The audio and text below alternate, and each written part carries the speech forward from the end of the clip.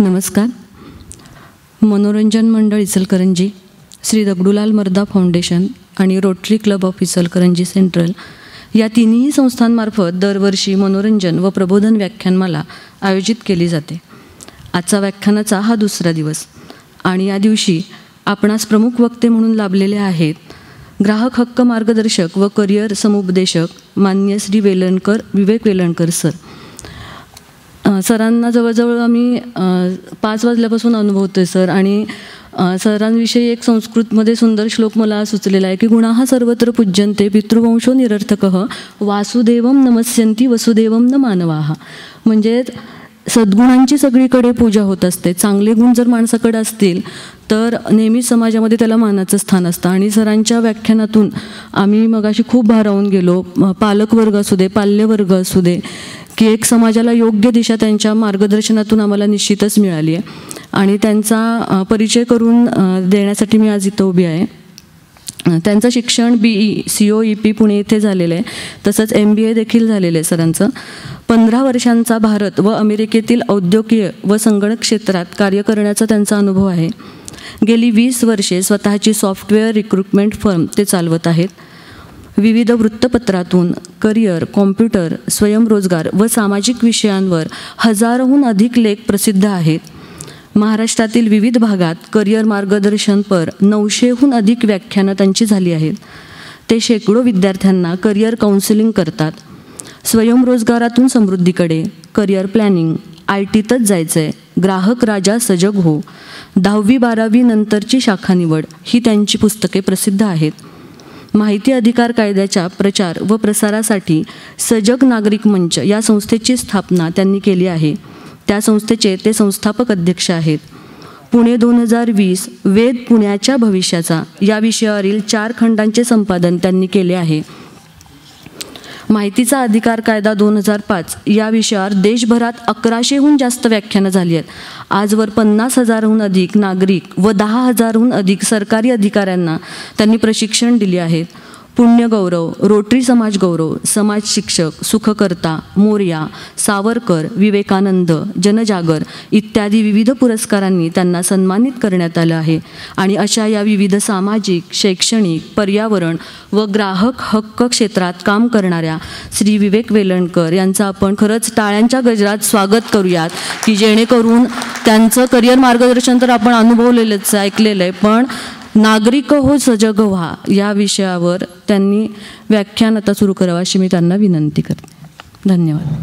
माझ्या सर्व आमदार आणि खासदार बंधू भगिनींना नमस्कार. मी आपल्याला आमदार आणि खासदार म्हणलो ते विनोद करण्यासाठी नाही. ज्या दिवशी या देशामध्ये माहितीचा अधिकार कायदा 2005 आला त्या दिवशीपासून तुम्हाला मला प्रत्येक नागरिकाला आमदार खासदाराचं स्टेटस मिळालं आहे. कारण तोपर्यंत जी माहिती फक्त लोकसभेत किंवा विधानसभेमध्येच मिळत होती ती प्रत्येक माहिती आता तुम्हाला मला प्रत्येक सर्वसामान्य नागरिकाला सहजपणे उपलब्ध व्हायला लागली. आणि त्या अर्थाने तुम्ही आणि मी आमदार खासदाराच्या स्टेटसला पोचलो आहे. 2005मध्ये हा कायदा आल्यानंतर 2006मध्ये आम्ही पुण्यामध्ये काही समविचारी लोकांनी एकत्र येऊन या कायद्याचा प्रचार प्रसार आणि मुख्य म्हणजे लोकांना त्याची माहिती व्हावी आणि त्याचा त्यांनी उपयोग करावा याकरता एक सजग नागरिक मंच या संस्थेची स्थापना केली. 2-3 वर्ष हे सगळं केल्यानंतर असं लक्षात आलं की फक्त एवढं करून भागणार नाही, तर आपल्याला सेवा देणाऱ्या ज्या सरकारी संस्था आहेत, आय रिपीट सरकारी संस्था, त्यांच्यावर कुठेतरी अंकुश असला पाहिजे, त्यांच्या सेवा चांगल्याच मिळाल्या पाहिजेत, यासाठी कुणीतरी वॉचडॉग असला पाहिजे. आणि ते काम आत्ता कोणीच करत नाही आहे म्हणून आपण करावं अशा भूमिकेतून आम्ही त्याच्यातही कामाला सुरुवात केली. मग त्याच्यामध्ये महावितरण असेल, त्याच्यामध्ये बँका असतील, त्याच्यामध्ये इन्शुरन्स कंपन्या असतील, त्याच्यामध्ये टेलिफोन असतील, या सगळ्या संस्था सेवा देणाऱ्या यांच्यावर कुठेतरी आपला एक दबाव गट असण्याची गरज आहे. आणि ह्या सगळ्या गोष्टीतनं सुरुवात झाली. या सगळ्या संस्थांचे बेसिक नियम आपल्याला माहिती पाहिजेत, कारण या सगळीकडे अनुभव असा येतो की सामान्य नागरिकाला कुणी वाली नाही आणि ते काहीही सांगतात, काहीतरी नियम सांगतात आणि त्यांना तरी माहिती असतात की नाही माहीत नाही, पण आपल्याला नक्की माहिती नसतात, याचा फायदा घेतला जातो. आणि म्हणून अभ्यासाला सुरुवात केल्यानंतर असं लक्षात आलं की जर आपल्याला सगळ्या गोष्टी माहिती असतील तर आपण त्यांनासुद्धा वरचढ ठरू शकतो. आणि त्याच दृष्टीने आजच्या या लेक्चरचं आयोजन आहे की आपण सजग होण्याची गरज आहे. तर मी एक एक फक्त डिपार्टमेंट घेणार आहे. पहिल्यांदा आमचे खूप जवळचे मित्र आणि ज्यांचा प्रचंड मोठा धाक अख्ख्या महाराष्ट्रात होता महावितरण या संस्थेला, ते माननीय प्रतापजी होगाडे यांची आठवण इथं नक्की येते.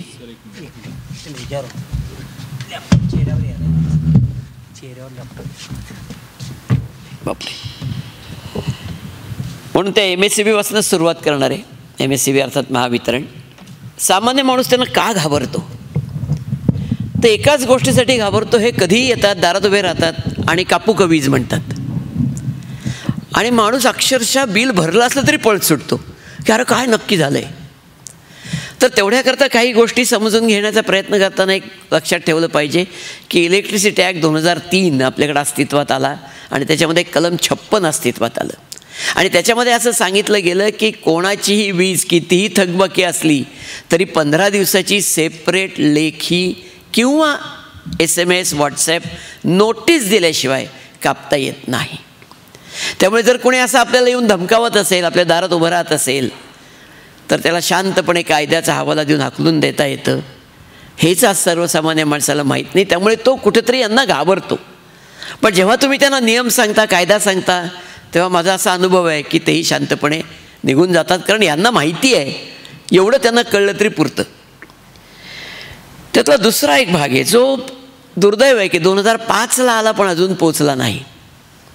आणि तो त्यांच्याकडे एक SOP नावाची त्यांच्यावर एक बंधनकारक केलेली कार्यप्रणाली आहे, स्टँडर्ड ऑफ परफॉर्मन्स.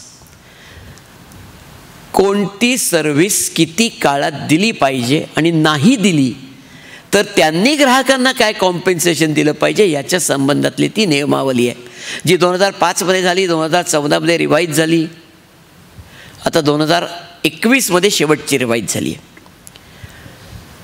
काय आहे त्याच्यामध्ये?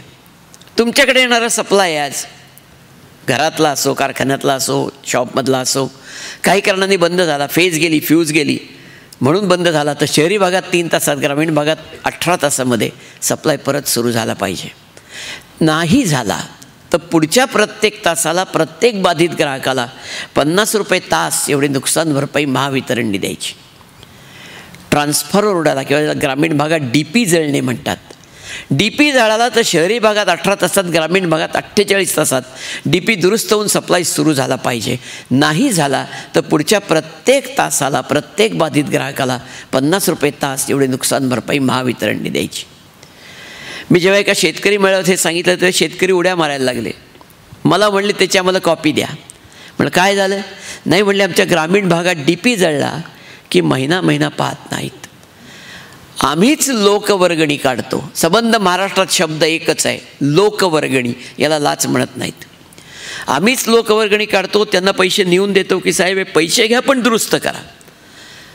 आता तरी त्यांनी केला नाही, महिन्याभरात केला नाही, 2च दिवस त्यांना अलाउड आहेत. तर 30 + 2 म्हणजे 28 दिवस गुणिले 24 तास गुणिले 50 रुपये. अहो एवढे पैसे तर म्हणले शेती करून मिळत नाहीत.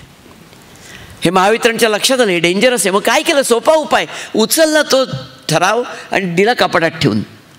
लोकांना समजूच दिला नाही की पुढचे प्रश्न उद्भवत नाहीत. 2005ला ते झाले SOP. त्याच्यानंतर 2007मध्ये एकदा मी MERCची साईट सर्फ करताना मला ते दिसले.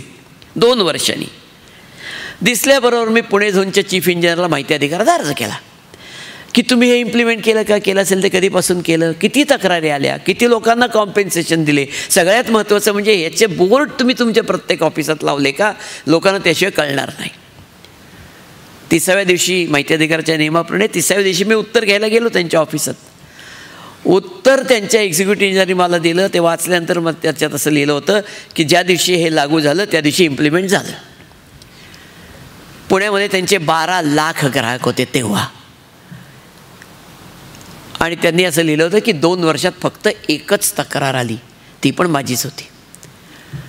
अजून आम्ही कोणाला कॉम्पेन्सेशन दिलं नाही, पण तुम्ही म्हणता ते बोर्ड आमच्या प्रत्येक ऑफिसात लावलेले आहेत. मी त्या एक्झिक्युटिव्ह इंजिनियरला म्हटलं की तुमचं उत्तर फार छान आहे, तर माझ्याकरता एक 10 मिनिटाचा वेळ काढा.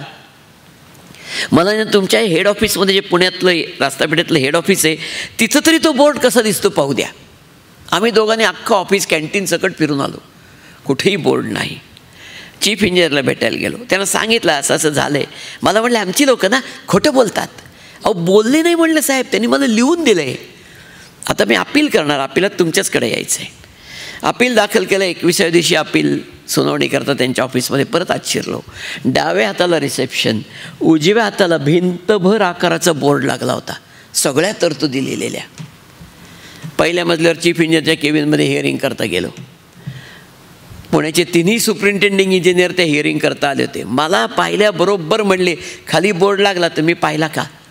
म्हणलं पाहिला. बाकीच्या ऑफिसचं काय? नाही, आता सुरू झाली प्रोसेस म्हणले. हिअरिंग सुरू झालं. मी चीफ इंजिनियरला सांगितलं की साहेब हे तुमच्या तिन्ही एसीजनी मला खोटं लिहून दिलं आहे. मी सेकंड अपिलात माहिती आयोगापर्यंत गेलो तर या तिघांना 5,000 रुपये दंड होईल, पण मला त्यात इंटरेस्ट नाही. तुम्ही जर हे बोर्ड तुमच्या सगळ्या ऑफिसमध्ये लावणार असाल तर मी काही सेकंड अपील करणार नाही. एवढंच आहे ना म्हणले. त्या स्टेनोला बोलून घेतला, इकडे म्हणले बस इथं लिहून घ्या ऑर्डर, पुढच्या 15 दिवसात पुणे झोनच्या प्रत्येक ऑफिसला हे बोर्ड लागले पाहिजेत. म्हणलं साहेब 2 शब्द अजून ॲड करा, काय दिसतील अशा ठिकाणी, कारण तुमच्या लोकांचा भरोसा नाही म्हणलं ते भिंतीच्या मागं बोर्ड लावतील. त्यांनी तेही ॲड केलं. म्हणलं एवढ्याने भागणार नाही, प्रत्येक माणूस तुमच्या ऑफिसमध्ये बोर्ड वाचायला येत नाही, वर्तमानपत्रात जाहिरात द्या म्हणलं, अख्खं टेबल छापा, लोकांना घरी बसून कळलं पाहिजे. ती ऑर्डर काढली, छापा म्हणले. 15 दिवसात महावितरणच्या पुणे झोनच्या प्रत्येक MSCBच्या ऑफिसमध्ये ते बोर्ड लागले, आजही कायम आहेत. उर्वरित महाराष्ट्रात जर ते बोर्ड कोणाला सापडले तर जरूर मला कॉन्टॅक्ट करा, त्यांचा जाहीर सत्कार करू. बोर्डावर टायटलच आहे, कृती मानके साध्य करण्यात अपयश आल्यास, आणि खाली कोणची कामं किती वेळात करायची, आणि मुख्य म्हणजे त्याच्याकरता नाही केली तर महावितरणनी ग्राहकांना काय पेनल्टी द्यायची, हे सगळं लिहिलं आहे. वर्तमानपत्रात जाहिरातसुद्धा पब्लिश केली, क्वार्टर पेज ॲडव्हर्टाइजमेंट सगळं लिहिलं होतं त्याच्यात, फक्त दिवस चुकला. ती जाहिरात 1 एप्रिलला पब्लिश झाली. लोकांना वाटले एप्रिल फुलचीच जाहिरात आहे, कारण महावितरणकडनं कॉम्पेन्सेशन मिळू शकतं, विश्वासच नाही लोकांचा. शेवटी आम्हाला काही केसेस करून दाखवायला लागल्या. त्यातली एक केस खूप गाजली. आत्ता एक 7 वर्षापूर्वीची गोष्ट आहे. पुण्याजवळ एक यवत नावाचं गाव आहे. त्याच्याजवळ एका माणसाचं छोटं दुकान होतं. त्याच्या दुकानातला एक दिवस सप्लाय बंद पडला. त्यांनी गेला ओरडत, हो ते माझा सप्लाय बंद झाला. आले पाहायला, म्हणले अहो ते खांबावरनं तुमच्या मीटरपर्यंत ती वायर येते ना, ती जळली आहे म्हणले, ती बदलायला पाहिजे. म्हणलं बदला ना, प्रॉब्लेम काय? नाही नाही म्हणले, वायर तुम्ही आणून द्यायची, मग आम्ही बदलणार. तो म्हणला मी कशाला आणून देऊ? बस बोंबलत म्हणले. 7 महिने त्याला अंधारात ठेवला. शेवटी एकदाच ते वायरचं भेंडोळं त्याने आणलं, त्यांच्या ताब्यात दिलं. मग त्यांनी ती वायर टाकली, सप्लाय सुरू झाला. माझ्याकडे आला, मला म्हणलं यांना धडाच शिकवायचा आपल्याला, काय करू? काही करू नको म्हणलं, एक माहिती अधिकारात अर्ज कर आणि विचार माझा सप्लाय किती काळ बंद होता याची माहिती मिळावी. केला अर्ज त्यांनी, त्याला लिहून दिलं 7 महिने बंद होता. म्हणलं आता जाऊ द्या, CJRFला अर्ज दाखल करा कॉम्पेन्सेशनचा, कारण 6 तासात जे व्हायला पाहिजे होतं काम त्याला 7 महिने लागले, तासाला 50. त्याने अर्ज दाखल केला, CJRFने ऑर्डर काढली, 2,80,000 रुपयाचं कॉम्पेन्सेशन सँक्शन झालं. अवे असे भारी की त्याच्या बिलात 2,80,000 रुपये क्रेडिट केले. त्याचं बिलच मायनस 2,80,000चं काढलं. तो म्हणला आता हे कधी मिळायचे पैसे मला? म्हणलं आता यांच्या वर एक वडील बसतात त्यांचे, त्याला इलेक्ट्रिसिटी ओम्बुड्समन, विद्युत लोकपाल म्हणतात, त्यांच्याकडे जा तक्रार घेऊन. तो गेला तिथं, त्यांनी घेतलं बोलून, अधिकाऱ्यांना बोलवलं, याला बोलवलं. त्या अधिकाऱ्यांनी म्हणले जरा हिशोब करून सांगा किती वर्ष लागतील. काढलं तर 117 वर्ष निघाली. मग तो म्हणला, तुम्हाला काही लाज आहे का? हां तुम्ही, हां मी, कुणीतरी जगतंय का म्हणले 117 वर्ष? पैसे द्या त्याला म्हणले, बंद करायचे तुमचे धंदे. दिले पैसे, 2,80,000 रुपये दिले. का? त्याला त्या नॉर्म्स माहिती होत्या, म्हणून त्या नॉर्म्स पब्लिशच झाल्या पाहिजेत, त्या सगळ्यांना कळल्या पाहिजेत, यासाठी आग्रह धरण्याची गरज आहे. आणायला सांगणं तर हे कॉमन आहे, हो कॉमन आहे. काय नाही, असंच आमच्या ओळखीच्या एका सोसायटीमध्ये त्यांच्याकडे एकदम 40-50 फ्लॅटची सोसायटी, दिवे गेले सगळ्यांचे. गेले तर ते म्हणले तो तांबडा बॉक्स बसवला आहे तिथपासून तुमच्या मीटरपर्यंत लाईन आहे ती जळून गेली म्हणले, तुम्ही घेऊन या वायर. ते घ्यायला पैसे टाकून आणायला निघाले होते. त्यातल्या कोणाला तरी वाटलं याला एकदा विचारावं. मला फोन केला, म्हटलं तुमचा काही संबंध नाही, काय आणायची नाही तुम्ही ती. म्हणले पण ते आणणार नाहीत ना दिवे, आम्ही काय अंधारात बसायचं का, काही गरज नाही. म्हटलं त्याला फोन करा त्या एक्झिक्युटिव्ह इंजिनियरला आणि त्यांना सांगा मला SOP माहिती आहे आणि 6 तासात तुम्ही केलं नाहीत तर 40 फ्लॅटवाले आहेत, प्रत्येकाचा मीटर स्वतंत्र आहे, तासाला 50 × 40 2,000 रुपये तास तुम्हाला सुरू करावा लागेल. त्याने हे फोन केला, त्याला सांगितलं. पुढच्या अर्ध्या तासात गाडी आत शिरली, भेंडोळं घेऊन 2 माणसं लावून टाकली ती वायर, दिवे चालू झाले, घड्याळ दाखवलं त्यांना, म्हणले अजून 15 मिनटं शिल्लक आहेत, कॉम्पेन्सेशनचा विषय संपला. आपण 10,000 रुपयाची वायर वाचली ना आणायची. प्रॉब्लेम हाच आहे की आम्ही हा विचारही करत नाही, आम्ही पॅनिक होतो. बेसिक आमचा प्रॉब्लेम आहे ना तो पॅनिक होण्याचा आहे आणि मग आम्ही त्यांना पैसे देऊन टाकतो किंवा आम्ही वायर घेऊन येतो. हे सगळे उद्योग आम्ही करतो आहे. त्यामुळे मला असं वाटतं की हे कुठंतरी आमचं थांबायला पाहिजे. सध्या एक नवीन मला खूप फोन येतात हल्ली, ते ॲडिशनल सिक्युरिटी डिपॉझिटचं आम्हाला बिल आलं आहे, काय करायचं. तर पहिल्यांदा हे सिक्युरिटी डिपॉझिट काय भानगडी समजून घ्या. महावितरण तुम्हाला जे बिल देतं ते तुमचं कन्झम्पशन महिन्याभराचं झाल्यानंतर देतं. सो व्हर्च्युअली तुम्हाला बिल मिळेपर्यंत तुमचं 5 आठवड्याचं कन्झम्पशन झालेलं असतं. त्याच्या पुढं बिल भरायला 3 आठवड्याची मुदत आहे. म्हणजे 2 महिने तर तुम्ही वीज नुसतीच वापरता पैसे न देता. मग त्यांनी MERCकडनं मान्यता घेतली की अहो 2 महिने नुसतीच वीज वापरणार आणि नंतर नाही दिले तर काय करायचं. त्यापेक्षा म्हणले यांचं 2 महिन्याचं सिक्युरिटी डिपॉझिट आमच्याकडे पाहिजे. MERCनी मान्यता दिली म्हणून तो आता नियम आहे, 2 महिन्याचं तुमचं सिक्युरिटी डिपॉझिट महावितरणकडे पाहिजे. पण मग ॲडिशनल का मागतात. तर आपलं कन्झम्पशन वाढत चाललं आहे हो. गेल्या वर्षी किती होतं त्यापेक्षा यंदा वाढलं आहे. म्हणजे गेल्या वर्षी तुमचं समजा एक 500 युनिट वर्षाला होत होते, आता जर ते 700 युनिट व्हायला लागले असतील तर ते 200 युनिट जे ॲडिशनल व्हायला लागलेत त्याचे जेवढे पैसे होतात तेवढं तुमचं ॲडिशनल सिक्युरिटी डिपॉझिट तुमच्याकडे ते मागणार आहेत. माझं म्हणणं काही प्रॉब्लेम नाही, देऊन टाका. कारण हे आपल्याला ते सांगत नाहीत, आपल्यालाही माहीत नसतं. 6% त्याच्यावर तुम्हाला व्याज मिळतं. आत्ता बँकसुद्धा तुम्हाला 3.5% सेव्हिंग अकाउंटला पैसे देत नाही, व्याज देत नाही. मग MSCB देते 6%. जाऊ द्या, पैसे गेले तर सिक्युरिटी डिपॉझिट त्यांनी मागितलं तर बिंदास द्या, फार विचार करण्यासारखं काही नाही त्याच्यामध्ये. अजून एक भाग आहे, हे आम्ही पुण्यामध्ये नेहमी बघतो, बऱ्याच ठिकाणी दिसतं हे, की एकदम 10-10 वर्षाचं बिल काढतात. नाही ते म्हणले राहूनच गेलो त्या मीटरचं बिल घ्यायचं, रिडिंग घ्यायचं, 10 वर्षाचं बिल एकदम आणि भरून टाकायचं म्हणले 2 हप्त्यात. नियम तसं नाहीच आहे. इलेक्ट्रिसिटी ॲक्ट सेक्शन 56 मध्ये अजून एक नियम आहे की आजपर्यंत मागितलं नसेल तर 2 वर्षाच्या आधीचं काहीच मागता येत नाही. आणि जे 2 वर्षाचं तुम्ही मागणार आहात एकदम, त्याचे पण हप्ते करायचे. किती? 2 वर्षाचे एकदम मागितले तर तेवढ्या महिन्याचे हप्ते, 24 हप्ते, व्याज नाही, दंड नाही, काही नाही. हे कोणाला कळूच देत नाही, असं सर्क्युलर आहे त्यांचं, हे कोणाला कळू देत नाहीत, हप्ते करून देत नाहीत, 10-10 वर्षाची बिलं भरायला लावतात. त्याकरता आम्ही CJRFकडनं काही निर्णय आणलेत. त्यात त्यांनी स्पष्टपणे सांगितलं आहे की नथिंग डुईंग, 2 वर्षाच्या मागं जायचं नाही. पण त्यांनी वीज तर वापरली आहे, त्यामुळे त्या मधल्या काळात जे त्यांनी वीज वापरली त्याचं जे बिल आहे ते संबंधित अधिकारी कर्मचाऱ्यांकडनं वसूल करा, अशा प्रकारचे निर्णय झालेले आहेत. पण आम्हाला माहीत नसल्यामुळे आम्ही भरून मोकळे होतो. आज इथं दुपारचं जेव्हा व्याख्यान होतं तेव्हा आलेला अनुभव, मी अगदी सुरू करणार तेवढ्या दुकान बंद, इथलं सगळं दिवे बंद, गेले. बहुतेक त्यांना कळलं असेल मी आलो म्हणून. ते डायरेक्ट व्याख्यान संपल्यावरच आले. म्हणजे 1.5 तास जवळपास दिवे नव्हते, जनरेटर चालू होता, ती गोष्ट वेगळी आहे. आता ह्या घटना किती घडतात याच्यासाठी महावितरणवर कंपल्शन केलं आहे की त्यांनी रिलायबिलिटी इंडायसेस नावाचं एक प्रकरण आहे ते पब्लिश करायचं, की किती तुमचे दिवे जाण्याच्या घटना दर महिन्यात घडल्या. तुम्हाला थोडंसं कदाचित आश्चर्य वाटू शकतं, किती असाव्यात त्या घटना. आत्ता जानेवारी 25ची आकडेवारी त्यांच्या वेबसाईटवर आहे, ती तुम्हाला फक्त मी इथं दाखवतो. हे अशा आता हे जरा दिसणं थोडं अवघड आहे, पण तरी मी ते मॅक्झिमम मोठं करायचा प्रयत्न करतो. ही अशी आकडेवारी वेबसाईटवर टाकली जाते. आणि हे जर तुम्ही बघितलं तर नंबर ऑफ इंटरप्शन्स हा जो कॉलम आहे यातला, जानेवारी 25मध्ये थोडके नाहीत तर 1,47,125 अशी इंटरप्शन्स अख्ख्या महाराष्ट्रात झाली. 1,47,125 इंटरप्शन्स. काय आहे काय बरं, किती तास त्याच्यामुळे लोकांचे वाया गेले तर 96,549 तास लोकांना अंधारात बसायला लागलं अख्ख्या महाराष्ट्रात.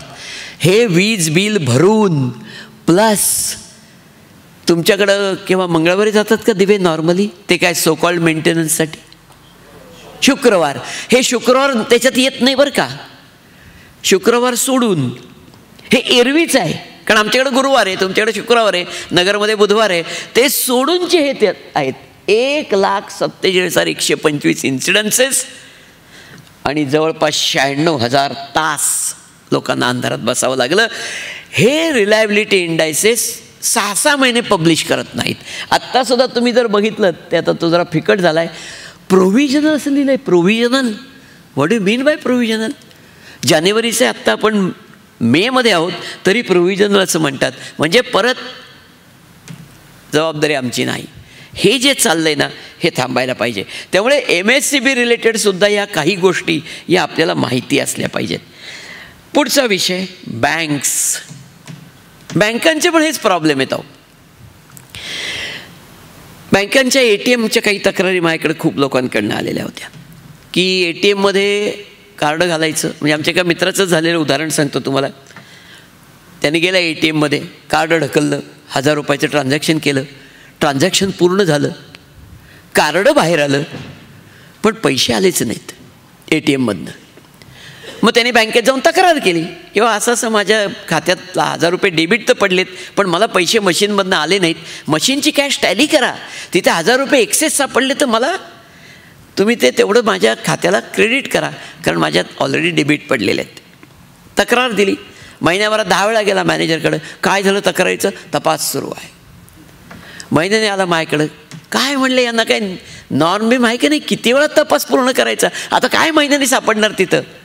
म्हणले काम कर, मलाही माहीत नाही पण यांचे वडील वर बसतात रिझर्व्ह बँक ऑफ इंडिया, त्यांना माहिती अधिकारात विचार की किती दिवस यांना ती तक्रार सॉल्व्ह करायला दिलेत नियमाप्रमाणे. त्यांनी केला माहिती अधिकाराचा अर्ज आणि RBIने त्याला सर्क्युलरची कॉपीच पाठवली ज्याच्यामध्ये लिहिलं होतं की अशा प्रकारे ATM फेल्युअर ट्रान्झॅक्शनची कंप्लेंट दाखल झाल्यापासून 12 दिवसाच्या आत तक्रारीचा निकाल लागला पाहिजे. आणि नाही लागला तर पुढे निकाल लागेपर्यंतच्या प्रत्येक दिवसाला बँकेने खातेदाराला 100 रुपये पर डे एवढं कॉम्पेन्सेशन द्यायचं. दुसरा विषय, महाराज परत ते सर्क्युलर घेऊन बँकेत गेले, मॅनेजरला भेटले, त्याला म्हणले माझ्या तक्रारीचा निकाल सावकाश लावा म्हणले. मला काहीच घाई नाही, फक्त म्हणले सर्क्युलर वाचून घ्या. त्या मॅनेजरने पण त्याच्या आयुष्यात ते सर्क्युलर कधी पाहिलं नव्हतं. ते वाचल्या क्षणी त्याच्या डोक्यात प्रकाश पडला. त्या दिवशी संध्याकाळी यांच्या खात्यात 1,000 रुपये क्रेडिट केले. फोन करून कळवलं, साहेब तुमचे पैसे तुमच्या खात्यात टाकले. पण हे पक्के पुणेरी दुसऱ्या दिवशी परत गेले बँकेत. म्हणले होते माझेच पैसे मला दिले, त्याचं कौतुक सांगू नका. आता मधल्या काळात 72 दिवस गेलेत, त्यातले तुमचे 12 काढून टाका, खाली उरले 60 गुणिले 100, 6,000 रुपये तुम्ही मला देणं लागता. मॅनेजर म्हणला तुम्ही काय राव, 1,000 रुपयाचं ट्रान्झॅक्शन केले, 6,000 रुपये कॉम्पेन्सेशन मागताय, अरे थोडी माणुसकी ठेवा. तो म्हणला महिन्याभरात 10 वेळा आलतो, तुमची माणुसकी कुठे गेली होती? मला काहीच ऐकायचं नाही म्हणले. देणार का नाही सांगा, नाही तर चालू परत रिझर्व्ह बँकेकडं. 2 दिवसात बँकेने खात्यात 6,000 रुपये क्रेडिट केले. का? नियम माहिती होता. हे 2011ला नियम पण बदललेत. आता नियम आलेत 7 दिवसात, 12 पण नाही, आता 7 दिवसात झालं पाहिजे हे तक्रारीचं निराकरण. नाही झालं तर पुढच्या प्रत्येक दिवसाला 100 रुपये पर डे निराकरण होईपर्यंतच्या. आणि पुढे त्या सर्क्युलरमध्ये असं लिहिलं आहे रिझर्व्ह बँकेने, हे सर्क्युलर सर्व ATMsमध्ये प्रदर्शित करावे. एक ATM मला सांगा जिथे सर्क्युलर तुम्ही बघितलं आहे, करतच नाहीत. लोकांना सजग होऊच द्यायचं नाही असं या सगळ्या मंडळींनी विडा उचलला आहे. ग्रामीण भागातल्या लोकांना तर अजून एका गोष्टीत अन्याय केला जातो. मिनिमम बॅलन्स पेनल्टी या नावाखाली. खात्यात एवढा बॅलन्स नाही, लाव पेनल्टी. त्याच्या संबंधात सुद्धा RBIने सर्क्युलर काढलं आहे. ते लोकांना माहीत नसतं, हा खरा प्रॉब्लेम आहे. RBIने त्या सर्क्युलरमध्ये असं सांगितलं आहे, एखाद्याच्या खात्याचा बॅलन्स मिनिमम बॅलन्स लेवलच्या खाली गेला तर त्याला पहिलं बँकेने कळवायचं की भाऊ तुझा बॅलन्स मिनिमम बॅलन्स लेवलच्या खाली गेला आहे, त्यामुळे तू वेळेवर 1 महिन्याची मुदत देतो तुला, त्या 1 महिन्यामध्ये तू ते कर, नाहीतर तुला पेनल्टी लागेल. 1 महिना काहीच करायचं नाही त्यांनी, नो पेनल्टी बिझनेस. 1 महिन्यात त्यांनी केलं नाही तर परत त्याला मेसेज देऊन पेनल्टी लावायची. आणि पेनल्टी पण वेडीवाकडी लावायची नाही सांगितलं आहे RBIने. त्यांनी सांगितले त्याचे किती कमी पडले त्या प्रमाणात पेनल्टी. म्हणजे 1000 रुपये मिनिमम बॅलन्स आहे, 999 त्याच्या खात्यात होते, 1 रुपया कमी पडला म्हणून 100 रुपये पेनल्टी नाही, 1 रुपयाच्या प्रमाणात 20 पैसे 25 पैसे अशी पेनल्टी लावायची. हे कुणीच करत नाही. हे सर्क्युलर सर्व बँकांना लागू आहे. कोऑपरेटिव्ह असो, नॅशनलाइज असो, नाही तर प्रायव्हेट असो, एकही बँक त्यांच्या वेबसाईटवर सर्क्युलर टाकत नाही, त्यांच्या ब्रँचमध्ये लावत नाही, कारण त्यांना लोकांना हे कळूच द्यायचं नाही. लोकांना पासबुक भरून आणल्यावर कळतं की आपल्याला मिनिमम बॅलन्सची पेनल्टी लागली, त्यांना कोणी मेसेजच देत नाही.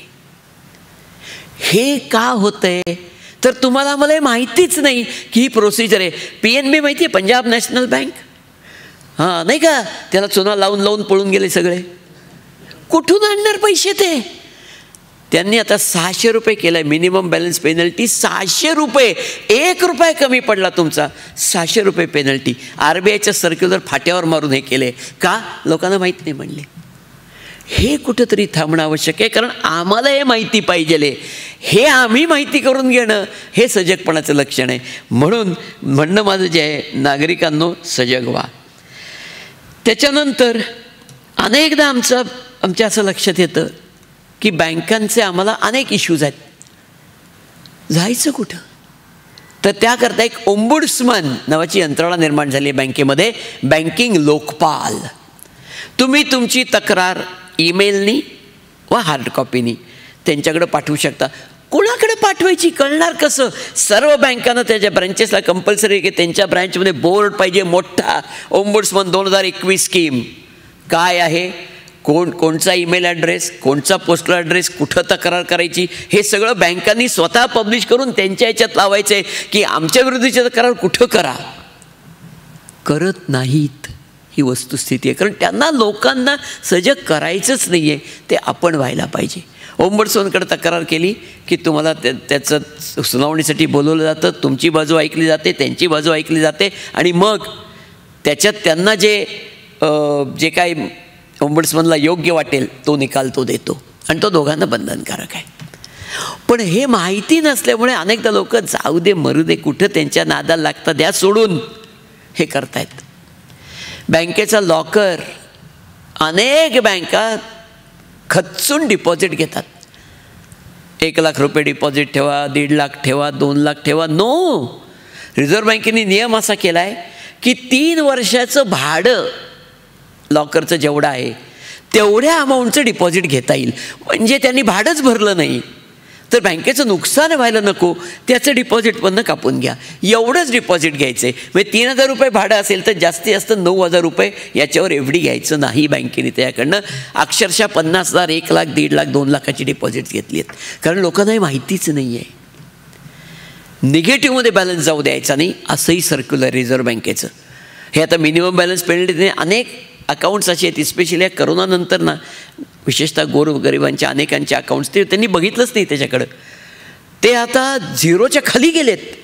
म्हणजे मध्यंतरीची एक घटना आहे. मला आमच्या इथे एक वॉचमन आहे, रोज जाता येता भेटतो. त्यांनी एक दिवस म्हटलं, साहेब 1-2 मिनटं थांबता का, माझा एक प्रॉब्लेम. म्हटलं काय झाले? नाही म्हटलं, माझा त्या कुठल्या IDFC बँकेत अकाउंट होता, मी 4-5 वर्षांनी आत्ता करोनानंतर तिथं गेलो, ते मला त्यानं सांगितलं मला अकाउंट बंद करून टाकायचं, काय असेल ते माझे परत द्या. ते म्हणले परत कसले काय, तूच 32,000 आणून भर तर तुझं अकाउंट बंद करतो. तो म्हणलं 32,000 कशाचे? मग म्हणले तुझे मायनसमध्ये गेलेत आता मिनिमम बॅलन्स पेनल्टीनी. तो म्हणला साहेब होतं मी 32,000 कुठून भरणार? म्हणलं काही संबंध नाही. त्याला RBIचं सर्क्युलर काढून दिलं. RBIने स्पष्ट म्हटलं आहे की निगेटिव्हमध्ये जायचंच नाही. काही असलं तरी झिरोला बंद करायचं दुकान, मागं जायचं नाही निगेटिव्हमध्ये. त्याला म्हणले सर्क्युलर घे, जा त्या मॅनेजरला दाखव की हे सर्क्युलर आहे, याच्या उपर तुमचं काय असेल तर सांगा. मॅनेजरनी ते सर्क्युलर पाहिल्या क्षणी त्याला सांगितलं, ठीक आहे ठीक आहे ठीक आहे, चल क्लोजिंगचा फॉर्म भर, सही कर, हो बाहेर. 32,000 वाचले. का तर ह्या गरीब माणसांना, गोरगरिबांना खरंच हे नियम माहीत नाहीत आणि हे बिनधास्त लुबाडतात. हे त्यांना कळणं किंवा तुमच्याकडे सुद्धा काम करणाऱ्या लोकांना कळणं हे अत्यंत आवश्यक आहे. आता याच्यात एक खूप मोठं गेम तुम्हाला मला दाखवायची आहे. या बँकांची फार मोठी गेम आहे. 2020ची गोष्ट आहे. काय झालं, एक न्यूज आहे मला वर्तमानपत्रात की RBIने असं जाहीर केलं आहे की यावर्षी सर्व नॅशनलाइज बँकांनी मिळून 60,000 कोटी रुपये राईट ऑफ केले. 60,000 कोटी रुपये राईट ऑफ केले. लोन्स, 60,000 कोटी रुपयाची लोन्स राईट ऑफ केली. झालं. दुसऱ्या दिवशी देशभर दंगा. विरोधी पक्षवाले म्हणले तुमच्या मित्रांची लोन तुम्ही माफ करता. सरकारी बाजू म्हणली मूर्खात तुम्ही. Write off is not waive off. Write off ही फक्त बुक ॲडजस्टमेंट असते, वसुली सुरूच राहते. 15 दिवस गदारोळ झाला, आपल्याकडे कुठलीही दिवस त्यापेक्षा जास्त टिकत नाही. सगळं शांत. मी म्हटलं अरे फिगरवर कोणीच बोलत नाही आहे, नुसतेच गप्पा मारतायत. म्हणून म्हटलं आता आपणच विचारायचं. सगळ्यात मोठी bank state Bank of India माहिती अधिकारात अर्ज केला की गेल्या 8 वर्षामध्ये तुम्ही ज्यांचे 100 कोटीच्या वर लोन्स पेंडिंग होती अशा किती लोकांचे तुम्ही लोन्स राईट ऑफ केले आणि नंतर त्यातली वसुली किती झाली, त्या प्रत्येक अकाउंटचं नाव, त्याचं राईट ऑफ केलेलं लोन आणि नंतर आलेली वसुली याची माहिती द्या. त्यांनी मला माहिती अधिकारात उत्तर असं दिलं, ही खूप वास्ट माहिती आहे, ही आम्हाला खूप वेळ लागेल, त्यामुळे आम्ही आता देऊ शकत नाही. म्हणलं आता परत अपील वेळ जाणार. पण नेमकं ते वर्ष असं होतं की त्या वर्षी करोना असल्यामुळे सगळ्यांच्या ॲन्युअल जनरल बॉडी मीटिंग्स ह्या ऑनलाईन होत्या. पहिलंच वर्ष ते ऑनलाईन मीटिंग्सचं. आणि मी सुदैवाने SBIचा एक छोटा शेअर होल्डर आहे. मला SBIचं एक महिन्यानंतर एक ईमेल आली की आपल्या SBIची annual general body meeting share होल्डर्सची अमक्या दिवशी ऑनलाईन पद्धतीने ठेवली आहे. तुम्हाला काही म्हणणं मांडायचं असेल तर या लिंकवर रजिस्टर करा. तुम्हाला काही प्रश्न विचारायचे असतील तर या लिंकवर प्रश्न पाठवा. मी म्हणलं चांगली संधी आहे. पहिलं रजिस्टर केलं, मला बोलायचं आहे. आणि दुसरं ते हेच प्रश्न परत तिकडं लिंकला पाठवले. 3 आठवड्यामध्ये गेले आणि मग AGMच्या आदल्या दिवशी मला फोन आला SBIच्या हेडक्वार्टर्स मुंबईमधनं की तुम्ही उद्या खरंच बोलणार आहे का. म्हणलं what do you mean by बोलणार आहे का. मला बोलायचं आहे आणि मला हेच सांगायचं आहे की तुम्ही माहितीच देत नाही तर मी बोलू तरी काय. काय झालं, त्यांना प्रेशर आलं मला माहीत नाही. AGMच्या 2 तास आधी 11 वाजता AGM होती, 9 वाजता मला त्यांची ईमेल आली आणि त्यांनी first and last time in the Indian history of banking त्यांनी काही माहिती दिली आणि ती ही होती. मी थोडं मोठं करतो.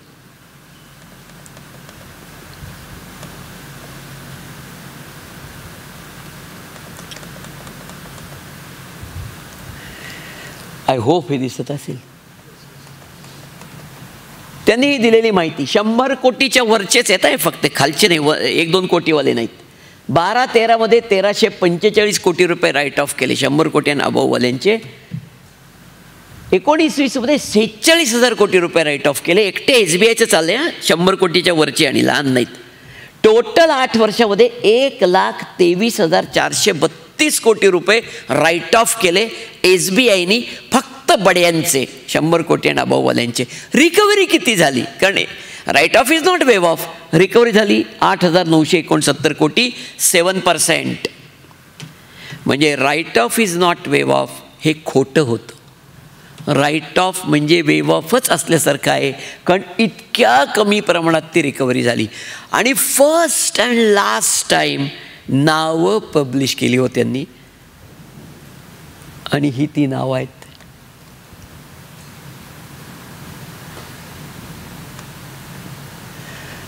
यातलं कुठलंच नाव तुमच्या माहितीचं नसणार आहे. एक असेल तो किंगफिशर एअरलाइन्स. तो का त्याचं दुर्दैवच आहे हो. त्याच्या नावाने खूप बॉम्ब झाली, पण त्याच्याचवरती एक कंपनी दिसते बघा, SFCG कंपनी. किती लोन राईट ऑफ केलं, 944 कोटी रुपयाचं. परत किती आले हे जर तुम्ही इकडं बघितलं तर परत आलेला आकडा 0 आहे. एकही रुपया परत आला नाही. 944 कोटी. आणि असे 226 लोक आहेत या 1,23,000 कोटीमध्ये. ही त्यांची नावं सगळ्यांची नाही. ही माहिती पहिल्यांदाच पब्लिश झाली. आणि काय गंमत असेल ती असो, मला बोलू दिलंच नाही. AGMमध्ये बोलू दिलं नाही. दुकान पटकन आवरलं त्यांनी. नाही, खूप लोक आहेत बोलणारे, आता आपण आवरूया म्हणले, जेवायची वेळ झाली. पण दुसऱ्या दिवशी मी सगळी माहिती प्रेस आउट करून टाकली, कळू दे जनतेला म्हणलं. आणि दुसऱ्या दिवशी वर्तमानपत्रात असा न्यूज आयटेम SBIच्या जनरल बॉडी मिटिंगचा आणि त्या शेजारी असं हे सगळं भयंकर हल्लकल्लोळ माजला. आणि मग मला फार वाईट वाटलं या गोष्टीचं. ज्या company secretary and vice president of SBIने ही माहिती मला दिली, ऑफिशियली दिली, ॲज अ मालक. मी मालक आहे ना, शेअर होल्डर म्हणजे मालक आहे. मालकाला माहिती दिली म्हणून त्या माणसाने काय त्याला वाटलं 1 महिने रिझाईन केलं म्हणे. रिझाईन केलं का करायला लावलं हा वेगळा विषय आहे. पण या स्टेट बँकेने नंतर परत कधीच कोणालाही ही माहिती दिली नाही, नावं दिली नाहीत कोणालाच, पार्लमेंटला सुद्धा दिली नाहीत. फक्त एकदाच ही नावं बाहेर आली. आणि अजून एका बँकेने ती एकदाच फक्त ही नावं दिली आणि ती होती IOB, Indian overseas bank.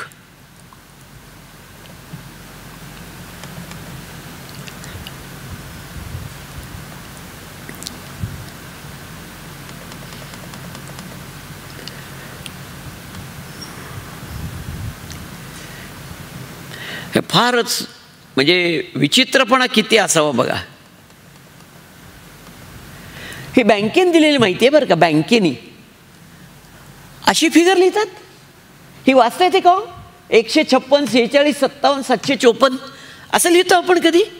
Comma बिमा देतो का नाही काही? बँक आहे बँक, कुठे लहान मुलगा नाही लिहिणारा. बरं, वसुलीची काय परिस्थिती आहे बघा.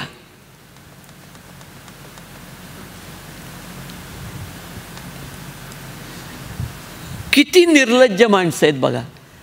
567 कोटी 14,21,112 कोटी राईट ऑफ केले. त्यातले वसूल किती झाले बघा? 2 रुपये. 2चा आकडा हा रुपयांचा आहे, कारण हे रुपयात आकडे आहेत सगळे.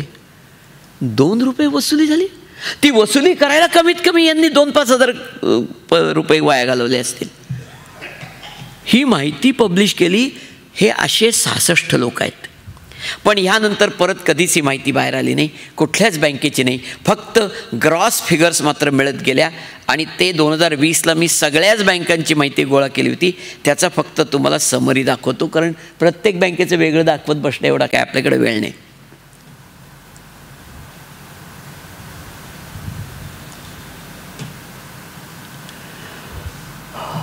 तर हे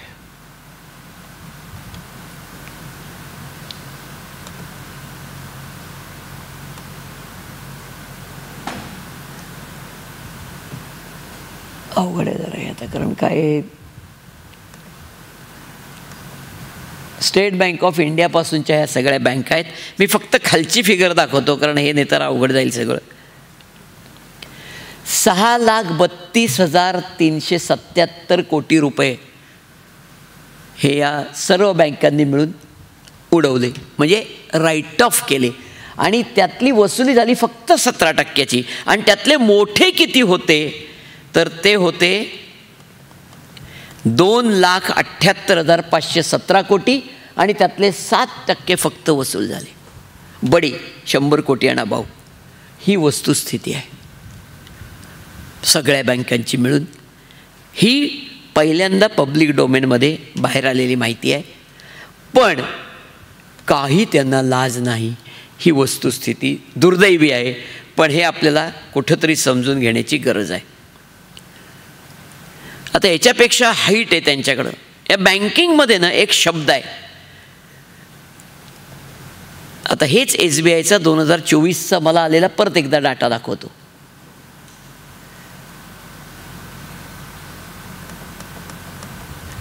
मी त्यांना सेम माहिती परत मागितली.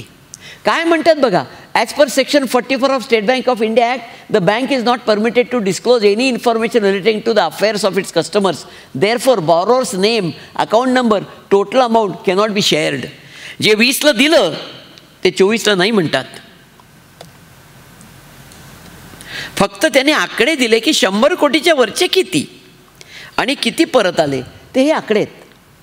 ते राहू द्या, ते आता गेल्या वेळेला होते तसंच आहे, साधारण काय फार फरक नाही आहे. पण त्याच्यापेक्षा एक भयानक गोष्ट आहे. मी त्यांना काय विचारलं, कारण मला ते काय म्हणले की आम्ही वसुली सोडत नाही. NCLT नॅशनल ती जी काय ऑर्गनायझेशन आहे त्याच्यात आम्ही या सगळ्या केसेस नेतो आणि वसुली करून घेतो. काय केली वसुली, तर ही त्या फिगर्स आहेत. त्यांनी मला हे स्टेट बँकेने स्वतः लिहून दिलं आहे. 2023-24 या वर्षामध्ये 46 केसेस त्याने त्या NCLTमध्ये नेल्या. लोन अमाऊंट होती 11,428 कोटीची. कोर्टात घेऊन गेलेल्या केसेस. किती आले हो? 2,277 कोटी आले. हेअर कट म्हणजे किती बुडाले? 9,151 कोटी कायमस्वरूपी बुडाले. याला हेअरकट नाव आहे बँकिंगमध्ये. आता हे तर टक्कल करण्यासारखं झालं पूर्ण. बघा ना, 8,993 पैकी 1,740 आले फक्त. 22,000 कोटीपैकी 5,000 कोटी आले. 17,000 कोटीपैकी 3,000 कोटी आले. अहो हे काय आहे? आणि हे एका बँकेचं. अशा सगळ्या बँका हे हेअरकट म्हणजे हे कायमचे उडालेले पैसे. याचा जेव्हा मी हिशोब काढला, 65% हेअरकट घेतला SBIनी. 65%. 100रातले 35 रुपये वसुली केली, 65 रुपये सोडून दिले कायमस्वरूपी. That is called as haircut. कळूच देत नाहीत आपल्याला. कारण का, तर हे कळलं तर मग लोक म्हणतील मग आमचं काय, मग आमचे तरी लोन. बरं, नावं देत नाहीत बरं का. तुम्ही वर्तमानपत्र काढा, कुठलंही काढा, वर्तमानपत्रामध्ये पान जाहिराती आहेत की अमक्याचं 40 लाखाचं हाऊसिंग लोन थकलेलं आहे, त्याचं नाव, पत्ता, जामीनदाराचं नाव, त्याच्या प्रॉपर्टीचे डिटेल्स आणि विकायला काढली आहे. ज्यांना कोणाला भरायचं असेल त्यांनी भरा. त्यांना अब्रू नाही. म्हणजे त्याची तर वसुली होणार पूर्ण, कारण ती 40 लाखाचं लोन असेल तर ती प्रॉपर्टी 1 कोटीची असते.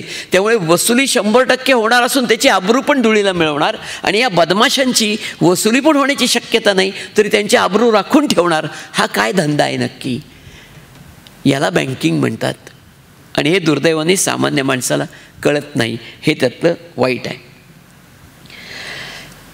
टोल, देशातला सगळ्यात मोठा झोल ज्याच्यात आहे ना, त्याचं नाव आहे टोल. त्याचं उदाहरण सांगतो. काय झालं, 2000 देशातला सगळ्यात पहिला टोल रोड म्हणजे मुंबई पुणे एक्सप्रेसवे बरं का. 2000 साली टोल सुरू झाला त्याला. 2015मध्ये या एक्सप्रेसवेवर दरड कोसळली. दरड कोसळल्यानंतर तो बंद झाला पूर्ण, 1 साईड कंप्लीट बंद अख्खा दिवस. त्या दिवशी संध्याकाळी ABP माझ्यावर चर्चासत्र. पलीकडनं 2 राजकीय नेते, इकडनं मी त्यांना विचारलं जबाबदारी कोणाची? तो रोड मेंटेन ठेवायची, ते दरड कोसळणार नाही हे बघण्याची, त्याला ते ग्रिटिंग करतात, जबाबदारी कोणाची? माहीत नाही म्हणले. बघायला पाहिजे कॉन्ट्रॅक्टमध्ये काय लिहिलं आहे. म्हणजे म्हटलं कॉन्ट्रॅक्ट तुम्ही पण वाचलं नाही का अजून? आम्हाला कधी वाचायला मिळणार? घरी आलो, चेक केलं, नेटवर काही कॉन्ट्रॅक्ट नव्हतं कुठं. पण आम्हाला एक सर्क्युलर सापडलं DOPTचं. त्याच्यात केंद्र सरकारने 2013 साली सर्वांना आदेश दिले होते की सर्व टोल कॉन्ट्रॅक्ट्स आणि टोल किती गोळा होतो याची माहिती वेबसाईटवर पडलीच पाहिजे. मी दुसऱ्याची राज्याचे मुख्य माहिती आयुक्त होते रत्नाकर गायकवाड, त्यांच्याकडं माहिती अधिकाराच्या कलम 18 खाली तक्रार दाखल केली की हे लोक ते सर्क्युलर फॉलो करत नाहीत, टोलची माहिती टाकत नाहीत. त्यांनी त्या दिवशी दुपारी लगेच ऑर्डर्सच काढल्या. चीफ सेक्रेटरी महाराष्ट्र राज्य, ॲडिशनल चीफ सेक्रेटरी PWD आणि मॅनेजिंग डायरेक्टर MSRDC की सगळी माहिती 1 महिन्यात टाका. याला काय झालं? ही सगळी माहिती 1 महिन्यात टाका. मी म्हटलं वाह, झालं काम. काही झालं नाही. 1 महिन्यानंतर यांनी काही केलं नाही. शेवटी मी त्यांना परत मेल पाठवली. म्हटलं साहेब सोडा ते सर्क्युलर वगैरे, तुमचं पण ऐकत नाहीत. त्यांचा इगो दुखावला. म्हणले ऐकत नाही माझं म्हणजे काय? त्यांनी हिअरिंगची ऑर्डर काढली, chief secretary to be present personally. Chief सेक्रेटरीला कुठेही जात नाही ह्या हिअरिंगसाठी आणि तो मोठा अवमान समजला जातो. मग 24 तासात 10,000 पानं अपलोड करून टाकली त्यांनी. सगळी टोल कॉन्ट्रॅक्ट वेबसाईटवर आली आणि त्यातनं इतके झोल निघाले की त्यात काही त्याच्यात न बोललेलंच बरं. मी गेलो हिअरिंगला, त्यांना सांगितलं साहेब यांनी टोल कॉन्ट्रॅक्ट टाकली पण टोल किती गोळा होतो हे टाकत नाहीत. मग म्हणले असं आहे का म्हणले. परत एक ऑर्डर काढली की ऑगस्ट 2015 पासून दर महिन्याला टोल किती गोळा होतो याची माहिती वेबसाईटवर टाकलीच पाहिजे. आणि मग सुरू झाला तो सिलसिला की ज्याच्यामध्ये टोलची माहिती यायला लागली. मी तुम्हाला एक त्याचं फक्त उदाहरण म्हणून दाखवतो माहिती येते कशी.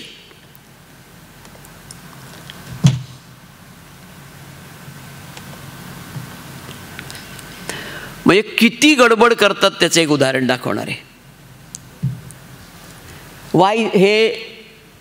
YCEW म्हणजे यशवंतराव चव्हाण एक्सप्रेस वे. हे आकडे आहेत.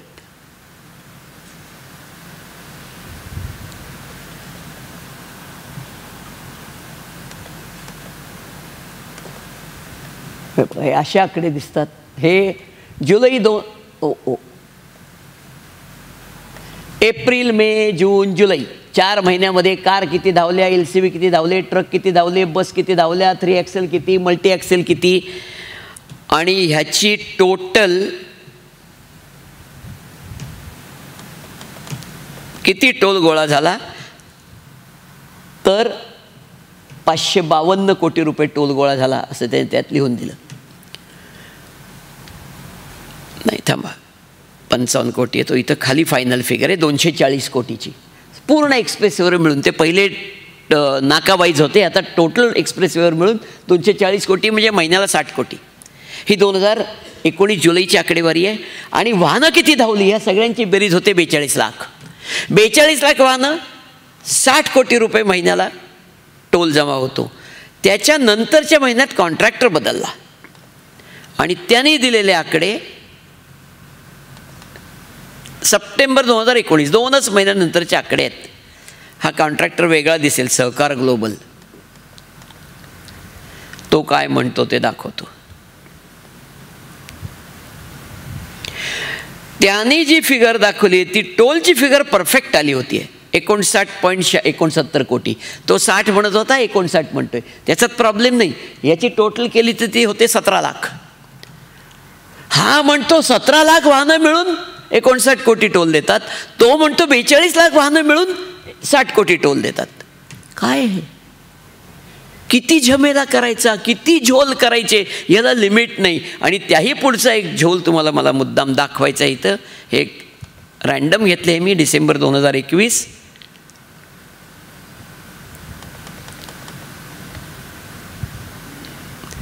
हा टोल नाका कुठला आहे? खालापूर म्हणजे मुंबई साईडचा मोठा टोल नाका. त्यात हा खाली काय म्हणतोय बघा इथे. ते आणखीन मोठं करतो. टोटल नॉन टोलेबल ट्रॅफिक काउंट म्हणजे त्याच्यात रियूज आणि एक्झिट मी समजू शकतो कारण एक्झिटला परत टोल भरत नाही. पण एक्झम्पशन अँड व्हायोलेशन. एक्झम्पशन म्हणजे काय? पोलिसांच्या वाहनांना नाही, मिलिटरीच्या वाहनांना नाही, मंत्री संत्र्यांच्या वाहनांना नाही, मान्य. व्हायोलेशन काय असतं? एक्सप्रेसवेवरनं तुम्ही सगळे गेलायत, एक तरी माणूस टोल चुकवून जाऊ शकतो का? किती दाखवलेत बघा. महिन्याची फिगर आहे एका टोल नाक्याची 1,20,143 कार. त्यातल्या एक्झाम निम्म्या पकडल्या तरी उरलेल्या निम्म्या म्हणजे 60,000 कार महिन्याला म्हणजे 2,000 कार दिवसाला टोल न देता गेल्या. होऊ शकतं एक्सप्रेसवेवर.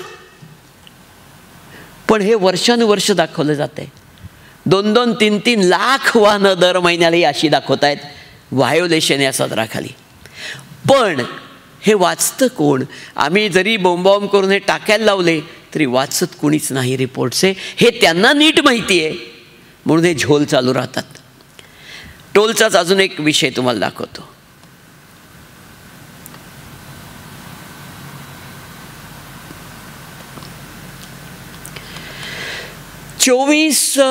मार्च मला वाटतं 2020ला देशभर लॉकडाऊन लागला आणि 26 मार्च 2020ला देशभर टोल बंदी झाली. ज्या रस्त्यावर एकही वाहन धावत नव्हतं त्या रस्त्यावर टोलबंदी झाली देशभर. का? God knows. आणि ती 19 का 18 एप्रिलला उठली. तेव्हाच मला संशय आला की काहीतरी गडबड आहे यार. बहुतेक कॉम्पेन्सेशन देण्याकरता केलं असावं त्या गरीब बिचारा टोल कॉन्ट्रॅक्टर्सना. कारण हे पूर्वी घडून गेलं होतं एकदा. आपल्याला आठवत असेल 2016 साली 8 का 9 नोव्हेंबरला नोटबंदी झाली. त्याच्या दुसऱ्या दिवशी देशभर हलकल्लोळ झाला टोल नाक्यांवर, कारण लोकांकडे पैसेच नव्हते टोल भरायला. मग तेव्हा 9 नोव्हेंबर 2016 ते 30 नोव्हेंबर 2016 देशभर टोलबंदी केली होती.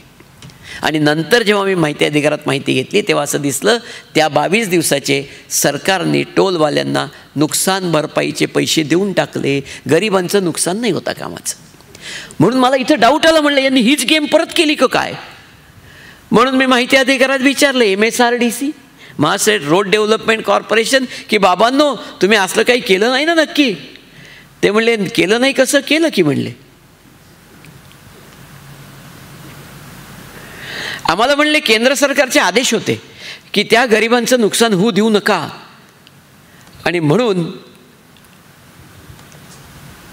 नुकसान भरपाईचा कालावधी केव्हाची दिली, 1 मार्च ते 31 मार्च एवढे पैसे, एप्रिल ते 30 एप्रिल एवढे पैसे. कुठपर्यंत द्यायचे म्हणले नुकसान भरपाई, जोपर्यंत त्यांचा धंदा 90% लेवलला मोलच्या येत नाही तिथपर्यंत त्यांना द्यायची.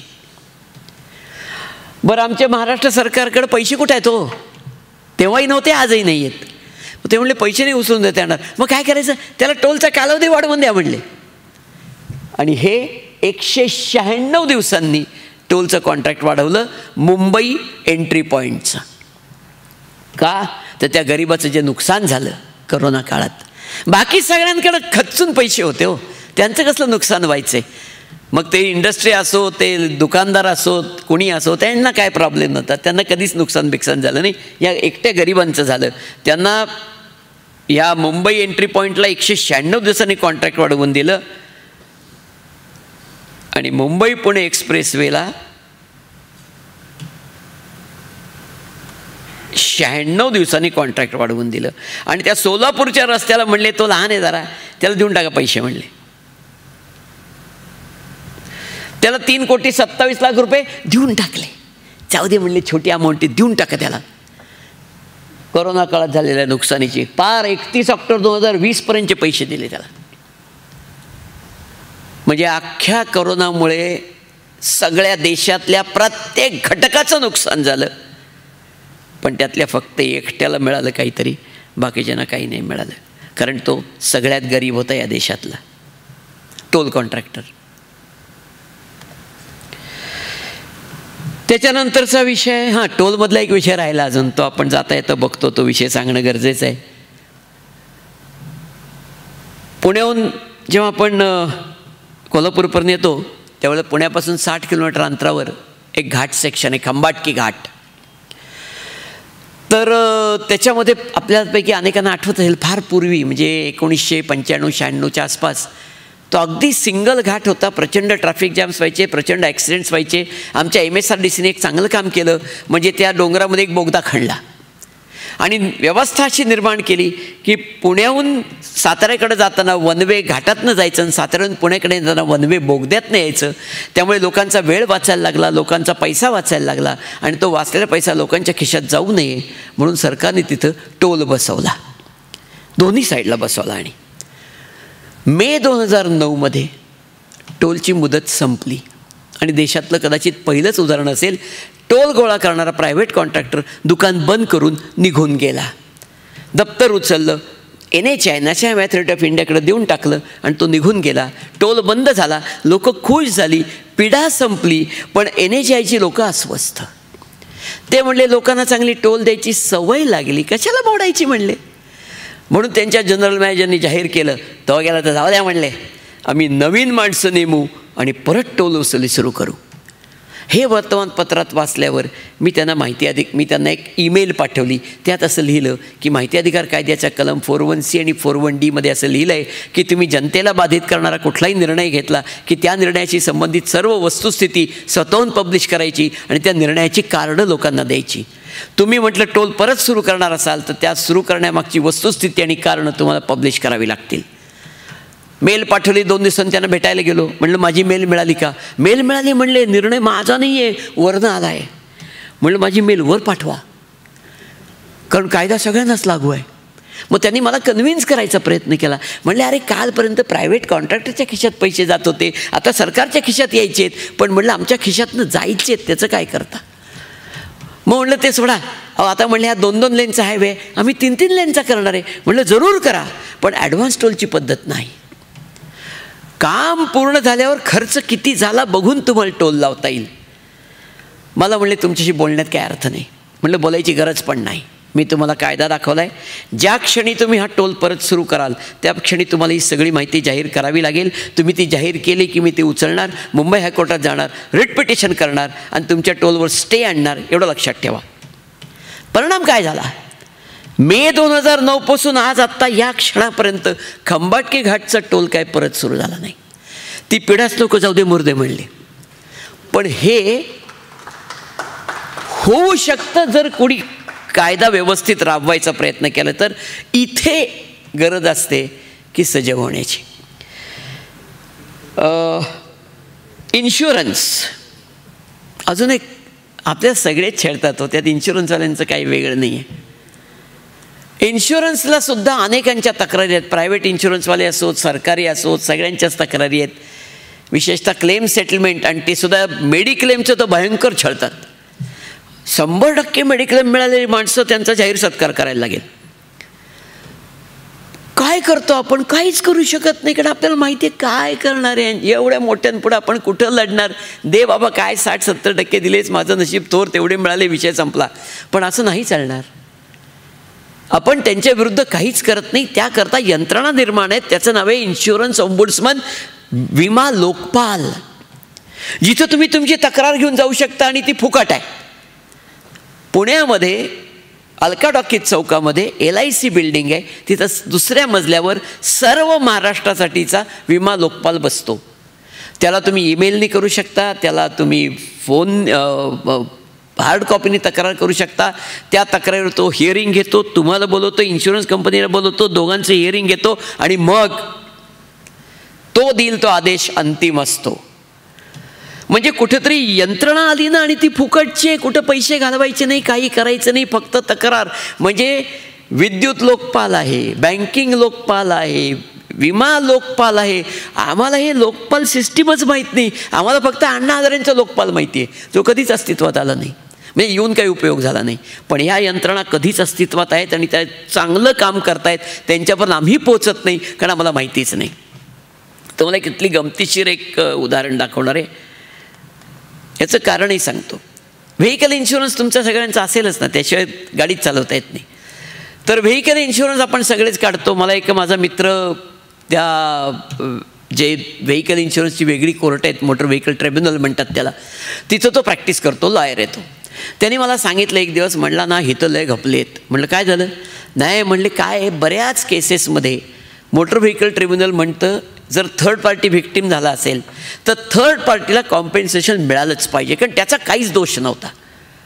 त्यामुळे इन्शुरन्स कंपनी थर्ड पार्टीला कॉम्पेन्सेशन द्यायचं. पण त्या ड्रायव्हरकडं लायसन्सच नव्हतं, गाडीचा फिटनेसच नव्हता, असे जरी प्रॉब्लेम असतील तरी कॉम्पेन्सेशन इन्शुरन्स कंपनी थर्ड पार्टीला द्यायचं आणि ते या ओनरकडनं वसूल करायचं. तो म्हणला आम्ही रोज बघतोय हे काय करतात, कॉम्पेन्सेशन देऊन टाकतात कारण तो बोंबलत जाईल परत म्हणून, ओनरकडनं वसूलच करत नाहीत. तू म्हणला माहिती अधिकारात माग, तुला कळेल. मी केले 4ही गव्हर्नमेंट कंपन्या, oriental insurance, new India insurance, United India insurance वगैरे. त्यातल्या एकाने सांगितलं असा डाटाच नाही आमच्याकडं. एक म्हणलं आमच्या 40 ऑफिसला वेगवेगळे अर्ज करा. युनायटेड इंडियावाल्यांनी दिली बुवा माहिती, आणि ती माहिती काय दाखवते तेवढं फक्त तुम्हाला सांगतो.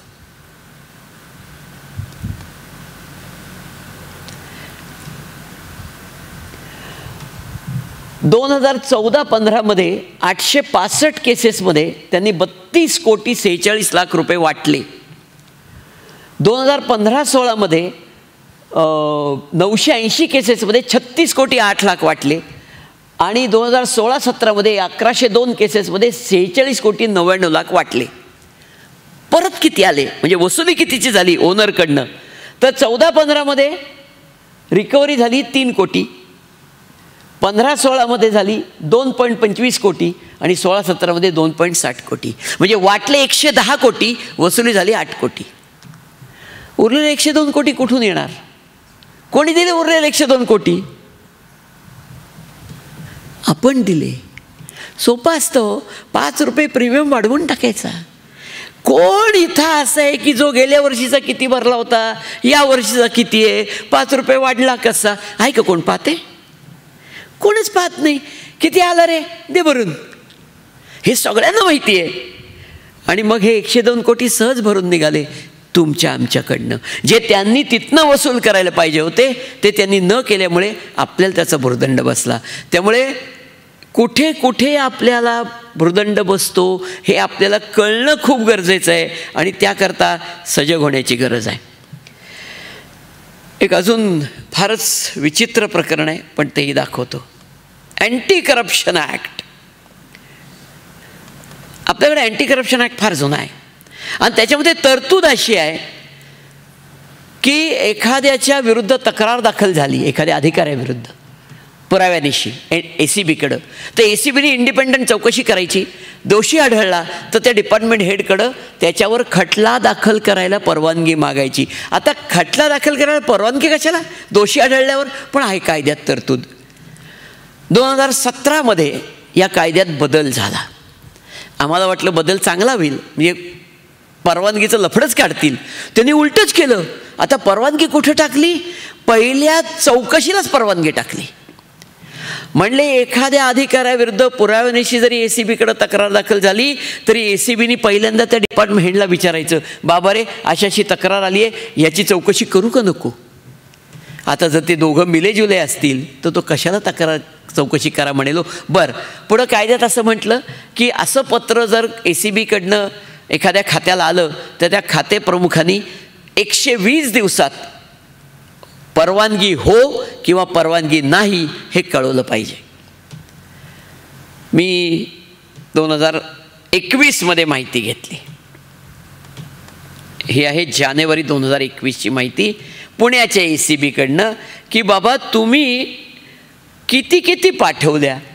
त्याच्यामध्ये 18 साली त्यांनी 53 परवानग्या मागितल्या वेगवेगळ्या खात्यांकडं. त्यातल्या आल्या किती? 2 परवानग्या मिळाल्या फक्त, 3 नाकारल्या आणि उरलेल्या 48 2.5 वर्ष पेंडिंगच ठेवल्या. 120 दिवसात परवानगी द्यायची होती किंवा नाकारायची होती, 2.5 वर्ष.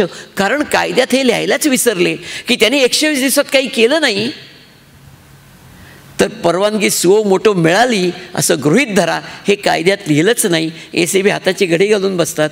त्यांच्याकडनं आल्यावर पाहू. 2.5 वर्ष. पुढे 19 साली 23 परवानग्या मागितल्या, 3 दिल्या, 3 नाकारल्या, 17 पेंडिंग 2 वर्ष. 20 साली 3च मागितल्या परवानग्या, 1 नाकारली, 2 पेंडिंग. आता इथं चित्र काय दिसतं बघा. कमी झाल्या की नाही केसेस? पहिल्या वर्षी 53, दुसऱ्या वर्षी 23, तिसऱ्या वर्षी 3. म्हणजे भ्रष्टाचार कमी झाला. अहो लोक थकले. म्हणले तक्रार करून काहीच होत नाही, मरू दे तिकडे, कोण करणार तक्रार. आणि अर्थ निघाला काय? भ्रष्टाचार कमी झाला. हे दुर्दैवाने आजही असंच चालू आहे. कारण कोणाचाच कंट्रोल नाही. 120 दिवसात ही मुळात परवानगीची गरज काय हा पहिला प्रश्न, पण तो सोडा. पण ते 120 दिवसात प्रकरणच निकाली निघत नाही हा आणखीन त्यातला वाईट भाग आहे. त्यामुळे हा एक प्रकार तुमच्यापर्यंत मला पोचवायचा होता की हे चाललंय पण आम्ही तेवढे सजग नसल्यामुळे आम्हाला कळत नाही आहे. एक अजून इन्सिडन्स सांगतो तुम्हाला. हा प्रत्यक्ष घडलेला आहे, माझ्याच बाबतीत झालेला आहे. टेलिफोनवाले, अर्थात ही जुनी घटना आहे, मला वाटतं 17-18 वर्षे झाली असतील कदाचित. माझा टेलिफोन बंद पडला. लँडलाईन BSNL जिंदाबाद. मी त्यांची एक सिस्टीम आहे 197 नावाची, ज्या नंबरवर तुम्ही तक्रार दाखल करू शकता. Computerise complaint registration system. तुम्हाला कंप्लेंट नंबर मिळतो. मी केली तक्रार दाखल, शांत झालो. म्हटलं जाऊ दे ना, आपल्याकडे मोबाईल आहे, होऊ दे चालू सावकाश, पाहूया काय होते. 1 महिना गेला, 2 महिने गेले, 3 महिने गेले, 4 महिने गेले, फोन काही सुरू झाला नाही. शेवटी माझा पेशन्स संपला. म्हणलं अरे काय चाललंय. गेलो त्यांच्या ऑफिसात, विचारलं, म्हणलं तुमचा एक फोन सुरू व्हायला का 4 महिने लागतात का. मग ही पळापळ. एक अधिकारी म्हणला बाय मिस्टेक, म्हणला काय झालं, तुमची कंप्लेंट चुकून पिंपरीला गेली म्हणला. ती आम्ही आता परत आणली आहे, तुम्ही परत पोचायच्यात कंप्लेंट सॉल्व्ह झालेली असेल. सावकाश करा म्हटलं, मला तुमच्या जनरल मॅनेजरला भेटायचं आहे, मला त्याला विचारायचं आहे तुमच्याकडे ऑटोमॅटिक कंप्लेंट रजिस्ट्रेशन सिस्टीम असताना ऑटोमॅटिक कंप्लेंट एस्केलेशन सिस्टीम कशी नाही. गेलो ते जनरल मॅनेजरला भेटलो, त्यांना हे सगळं फंडा सांगितला. ते मला म्हणले हे बघा तुमचं काय म्हणणं आहे लेखी द्या. मी म्हटलं लेखी काय देणार नाही, मी तुम्हाला ईमेल पाठवेन, तुमचा ईमेल ॲड्रेस द्या. मला म्हणले माझ्याकडे ईमेल नाही आहे. म्हणलं तुम्ही BSNLचे जनरल मॅनेजर आहात, BSNL लोकांना ईमेल विकती, तुमच्याकडे ईमेल नाही, खोटं तरी बोल नका.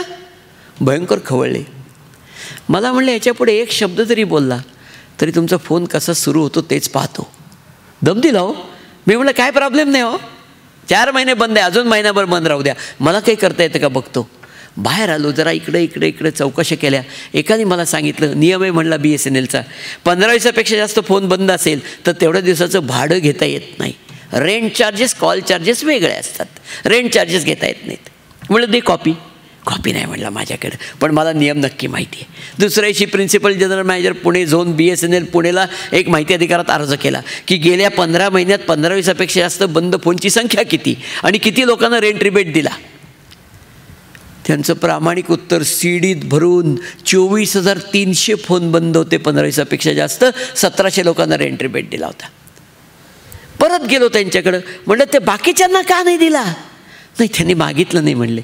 म्हणलं मागायला भीक आहे का, तुमच्या बिलात लिहित नाही, तुमच्या इथं नोटीस लावत नाही, लोकांना कळणार कसं की हा रेंट रिबेट मिळतो म्हणून. मग त्यानं एक पत्र दिलं आमच्या सजग नागरिक मंचातर्फे की या उरलेल्या 22,700 लोकांना रेंट रिबेट द्या. त्यांनी काही केलं नाही. शेवटी मी 4 महिन्याने एक माहिती अधिकारात अर्ज केला की तुम्ही माझ्या पत्रावर काय कारवाई केली याची माहिती मिळावी. मग त्यांनी मला लिहून दिलं की आम्ही या 22,700 लोकांना रेंट रिबेट द्यायचा निर्णय घेतलेला आहे. 2 कोटी रुपये BSNLला परत करावे लागले ग्राहकांचे. पण काही कारण नसताना, मी मागितलेलं नसताना त्यांनी मला सर्क्युलरची कॉपी पण दिली. आणि ती पाहिल्यावर माझ्या लक्षात आलं माझं चुकलं. त्यात असं म्हटलं होतं की 7 ते 14 दिवसापर्यंत जर फोन बंद असेल, 3 ते 7 दिवसापर्यंत फोन बंद असेल तर 7 दिवसाचं भाडं माफ होतं. 8 ते 15 दिवसापर्यंत बंद असेल तर 15 दिवसाचं भाडं माफ होतं. आणि 15 दिवसाच्या वर बंद असेल तर पूर्ण महिन्याचं भाडं माफ होतं. मी म्हणलं मी तर 15 दिवस गृहीत धरले होते, इथं तर 3च दिवस लिहिलेत. दुसऱ्या दिवशी नवीन अर्ज दाखल केला की गेल्या 6 महिन्यात 3 दिवसापेक्षा जास्त बंद फोनची संख्या किती लोकांना रेंट रिबेट दिला. प्रामाणिक उत्तर 51,000 फोन बंद होते. 2,000 लोकांना रेंट रिबेट दिला. मी परत गेलो त्यांच्याकडं, मला म्हणले दादा सगळ्यांना रेंट रिबेट देतो, तुम्ही आता अर्ज करू नका म्हणले. तेवढं का घडलं हे, तर मला कुठेतरी ते नियम माहिती होते. हे नियम माहिती करून घेणं हे आपलं बेसिक काम आहे, आपल्याला समजून घेतलं पाहिजे. अहो साधं महापालिकेचं तुम्हाला उदाहरण सांगतो. आमच्याकडं, तुमची पण महापालिकाच आहे, आमची महापालिकाच आहे. रस्त्यावरचा इश्यू आहे साधा. रस्त्यावर आमच्याकडं राज्यभर आहे तो प्रॉब्लेम, स्पीड ब्रेकर नावाचा प्रॉब्लेम आहे. तो स्पीड ब्रेकर आहे का व्हेइकल ब्रेकर आहे हेच कळत नाही. कारण का, त्याच्या पण नॉर्म्स आहेत. मिनिस्ट्री ऑफ सरफेस ट्रान्सपोर्टनी घालून दिले आहेत. स्पीड ब्रेकरची रुंदी किती पाहिजे, त्यांनी सांगितलं स्पीड ब्रेकरची रुंदी 3.7 मीटर, 13 फूट लांबीचा स्पीड ब्रेकर, रुंदीचा स्पीड ब्रेकर पाहिजे. एवढा आमच्याकडे असा घालतात असा. त्याचा अँगल 17 डिग्री पाहिजे.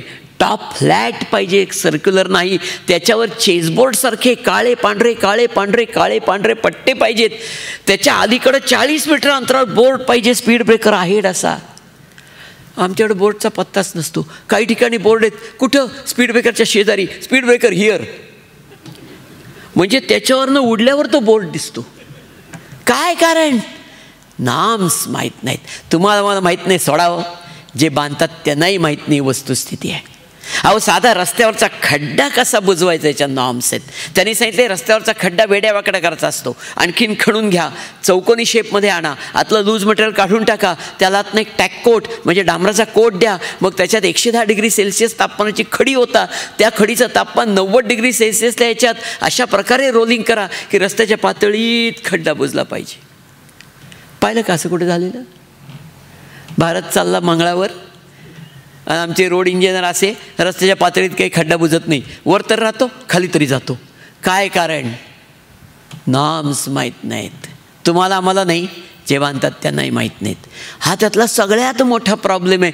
त्यामुळे हे जोपर्यंत त्यांना आपण सांगत नाही की हे तुमचं काम आहे आणि हे तुम्ही केलं. याचं एक उदाहरण तुम्हाला सांगतो. एक 7-8 वर्षापूर्वीची गोष्ट असेल. मी एकदा सकाळी मॉर्निंग वॉकला जातो, मी 6 वाजता वगैरे बाहेर पडलो.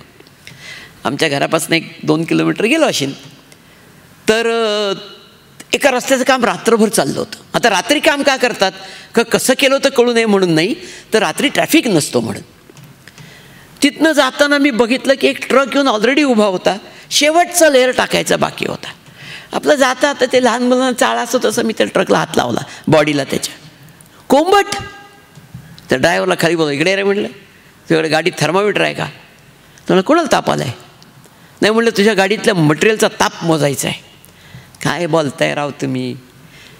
ट्रकमध्ये कधी थर्मामीटर असतो का? म्हटलं फाळकं उघड तुझं. वर चढलो, एवढं मटेरियल हातात घेतलं. 110 डिग्री सेल्सिअस म्हणजे उकळत्या पाण्यापेक्षा जास्त तापमान, हात जळून जायला पाहिजे, काहीच झालं नाही डाग पडण्याशिवाय. कोंबट मटेरियल. मोबाईल होताच जवळ, तिथनंच त्या रोड इंजिनियरला फोन केला. एक तर तो वैतागला झोपेतनं उठवलं म्हणून. मला म्हणलं काय झालं? म्हटलं असं असं आहे, हे मटेरियल तुम्ही टाकलं की ती रोलिंग करा, हे टिकणार नाही, हे निघून जाणार, इथनं हलवा, त्याला रिप्रोसेसिंग करून आणायला लावा. तो म्हणला ते ड्रायव्हरला फोन द्या. मी दिला फोन. काय बोलणं झालं दोघात माहीत नाही. 5 मिनटात तो ड्रायव्हर ट्रक सकट पळून गेला. म्हटलं लय भारी काम केलं आपण. मग कळलं तिथनं पलीकडे 4 किलोमीटरवर त्यांचं दुसरं काम चाललं होतं. हिथनं उठला, तिथं गेला, ती खडी खाली करूनच तो परत गेला. अर्थातच ती टिकली नाहीच. पण हे आम्हाला माहितीच नसण्याचा हा परिणाम आहे. हे जागोजागी आम्हाला त्यांना टोकावं लागेल, आम्हाला त्यांना विचारावं लागेल की हे कसं होतं आहे, का होतं आहे. कारण हे कोणाचे पैसे खड्ड्यात जात आहेत लक्षात घ्या, हे तुमचे माझे पैसे खड्ड्यात जात आहेत. कुठंतरी जोपर्यंत आम्हाला या पब्लिक मनीसाठी यांना अकाउंटेबल धरता येत नाही आणि त्याच्यासाठी आम्हाला कुठंतरी एक दबावगट निर्माण करता येत नाही, तोपर्यंत परिस्थितीत फरक पडणार नाही. आणि तो दबावगट आम्ही काही प्रमाणात पुण्यात निर्माण केला आहे आणि त्याचं नाव आहे सजग नागरिक मंच. आम्ही दर महिन्याच्या पहिल्या रविवारी मीटिंग घेतो. वेगवेगळे विषय असतात. त्यातले 1-2 आठवणी तुम्हाला सांगतो, फारच गमतीशीर. एका मीटिंगमध्ये काय झालं, आम्ही तेव्हा अशीच पावसाळ्यातली मीटिंग, खड्ड्यांचा विषय नेहमीचाच. सगळ्या पक्षनेत्यांना बोलवतो, पुणे महापालिकेचे सगळे पक्षनेते असे ओळीने बसले होते. एकच विषय दिला होता की ह्या खड्ड्यांना जबाबदार असणारे तुमचे अधिकारी आणि कॉन्ट्रॅक्टर यांच्यावर तुम्ही काय कारवाई करणार. सगळ्यांनी भाषणं ठोकली. मतितार्थ एकच, आमच्या हातात बोलण्याशिवाय काहीच नाही. पण लोक धीट झाली की कसं होतं बघा. प्रेक्षकातनं एक जण उठून उभा राहिला. म्हणला अरे तुमच्यापेक्षा ते मुजाहिद्दीनवाले बरे. म्हणला ते बॉम्बस्फोट करतात तर जबाबदारी तरी घेतात म्हणले, तुम्ही ती पण घेणं झालेत म्हणले. बसलाय कशाला तिथं तुम्ही.